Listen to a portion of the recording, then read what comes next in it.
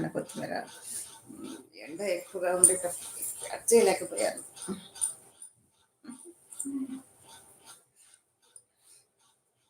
మనం కట్ చేయకపోయినా వాటిని రూట్స్తో పాటు మనం తీసేసుకొని అక్కడ వెంటనే కొంచెం ధనియాలు, మనం ధనియాలు గుండ్రంగా ఉండేటివి అట్లాగే వేయద్దండి. అట్లాగే వేస్తే కూడా వస్తాయి, కాకపోతే చాలా టైం తీసుకుంటుందండి అది. అందుకోసమని మనము చిన్న టవల్లో అవి వేసుకొని మెల్లిగా మనము మన బేలన్ రొట్టెలు చేసేది ఉంటుంది చూసారండి, బేలన్ కర్ర ఉంటుంది కదా, దాంతో ఇట్లా ఇట్లా మిక్స్ చేసి చూపిస్తానులేండి ఒకసారి.